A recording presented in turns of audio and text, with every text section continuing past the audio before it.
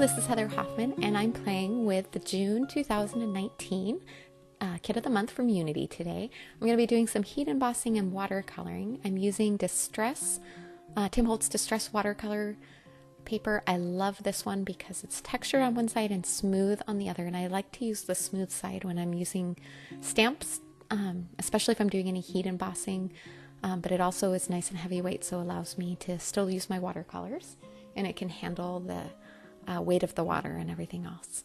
So I stamped that a couple times with clear embossing ink, watermark ink, and I'm sprinkling white embossing powder on there. I'm going to heat set that real quick.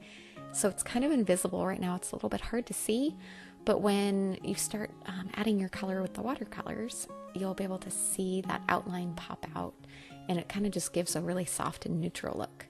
I'm using my Daniel Smith watercolors, and I'm going to kind of zoom in here so that you can see the watercoloring. And I know that's not going to allow you to see the palette as much, but I'm hoping maybe being able to see the coloring will be a little more fun on this, especially with that white heat embossing that you can't really see till you start adding color.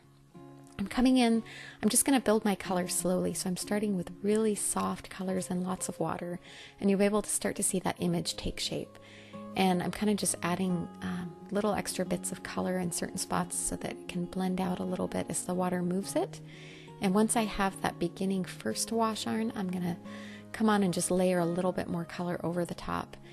And once I've added that onto the hand image there, then I'll start going around the outline, and then I'll come in at the end to add more shadow and shading on there. But you can kind of see how that image is starting to kind of come out, and you can kind of visualize and start to see it, even though it looks like you wouldn't be able to. And I love how the heat embossing kind of helps the colors to pool in there.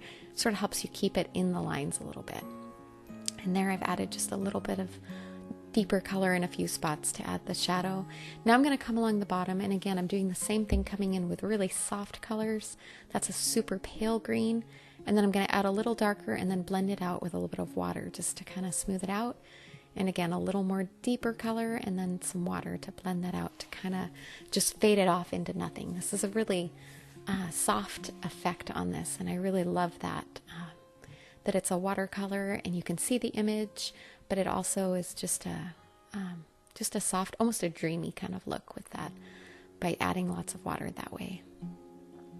All right, now I've added a little bit of blue on the top. I'm still going to come in and add more there in a minute, but I wanted to add a little bit of kind of a soft pink into the center there of the hands, and then drop a little bit there on the bracelet. There's another heart there, so it's kind of fun to coordinate those together. All right, we're going to add a little more blue on the top. I kind of felt like it was a little bit too pale there, and then I'm going to come in with a little more green again on the bottom, and again just drop the color in and then blend it out with a little water to get a smooth look to that. And now that the hands have dried a little more, I'm also going to come in there and add again a little more depth. And I'm just dropping the color in a few spots, and then I'll get a little water on my brush and I can use that to kind of blend it around. And we're just about hitting the end of the coloring on this image, and then I'm going to set it aside to dry. Once this is dried really thoroughly, I gave it a good bit of time to dry so that I could really make sure that I didn't have any moisture left on it. And then I'm going to come in with a sentiment that is also from the same Kit of the Month. And I'm going to use my Misty to help, again, line it up. I'm going to stamp it above and below. I'm using, again, my Misty to line it up, and then I'm using some pigment ink just in case there's any little bit of moisture in there. This won't run or bleed in the water. It's a waterproof ink, VersaFine Onyx Black, and I only need to stamp that on there once. Again, this is where that smooth side to that watercolor cardstock's really helpful as well. And then just for one more detail on here, I wanted to add a little more shine and dimension. So I'm adding a little bit of crystal glaze, which is very similar. You could also use glossy accents, or I suppose even Nouveau drops or glitter drops. But I'm just filling in that heart in the center, adding a good coat in there.